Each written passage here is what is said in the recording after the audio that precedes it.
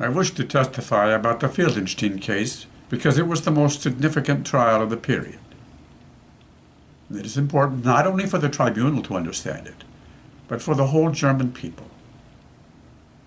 Because in order to understand it, one must understand the period in which it happened.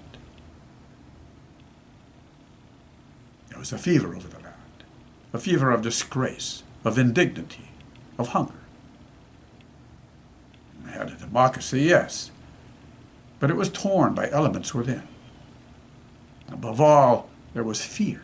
Fear of today, fear of tomorrow, fear of our neighbors, and fear of ourselves. Only when you understand that can you understand what Hitler meant to us. Because he said to us, lift your heads, be proud to be German. There are devils among us, communists, liberals, Jews, gypsies.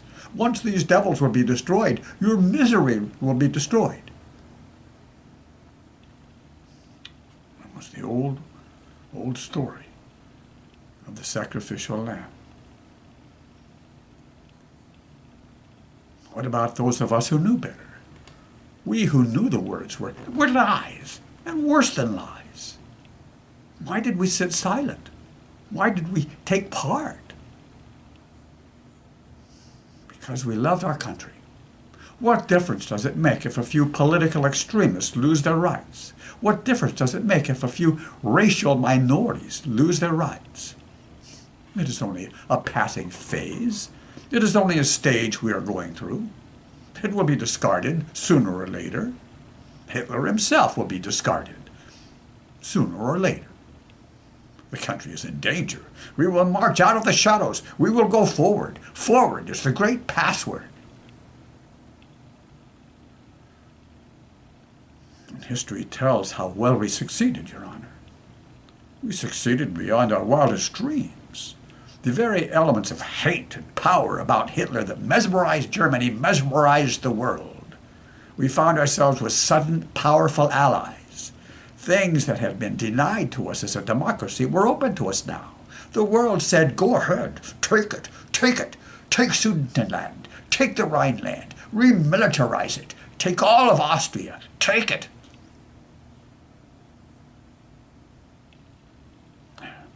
Then one day we looked around and found that we were in even more terrible danger. The ritual begun in this courtroom swept over the land like a raging, roaring disease. What was going to be a passing phase had become the way of life.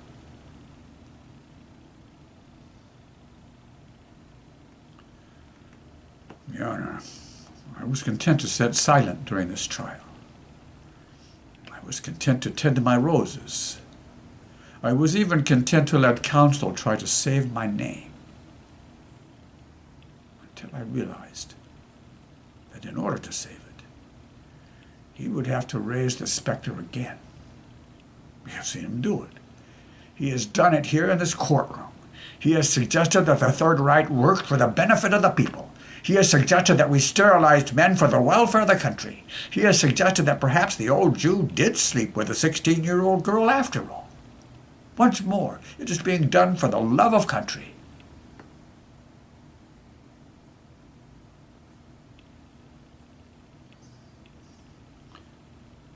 It is not easy to tell the truth. But if there is to be any salvation for Germany, we who know our guilt must admit it, whatever the pain and humiliation.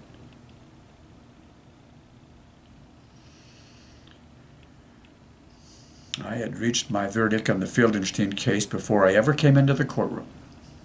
I would have found him guilty whatever the evidence. It was not a trial at all. It was a sacrificial ritual in which Fieldenstein, the Jew, was the helpless victim. I am aware. My counsel would have you believe we were not aware of the concentration camps. Not aware? Where were we? Where were we when Hitler began shrieking his hate in the Reichstag? Where were we when our neighbors were being dragged out in the middle of the night to Dachau? Where were we when every village in Germany had a railroad terminal where cattle cars were filled with children being carried out to their extermination? Where were we when they cried out to us in the night? Were we deaf? Were we dumb? Blind?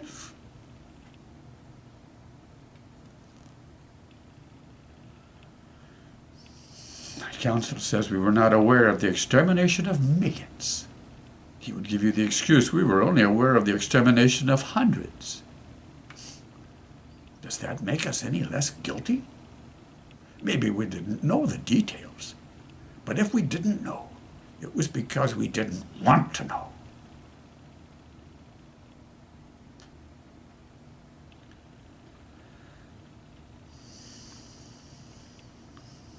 I am going to tell them the truth.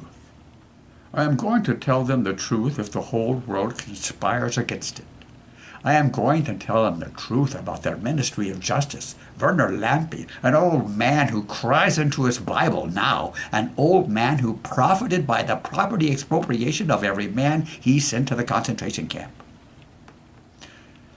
Friedrich Hofstadter, the good German, who knew how to take orders, who sent men before him to be sterilized like so many digits. Emil Hahn, the decayed, corrupt bigot, obsessed by the evil within himself.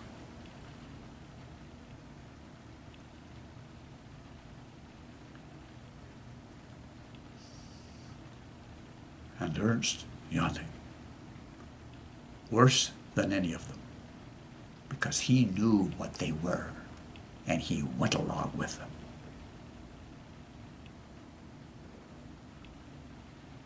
Ernst Janning, who made his life excrement because he walked with them.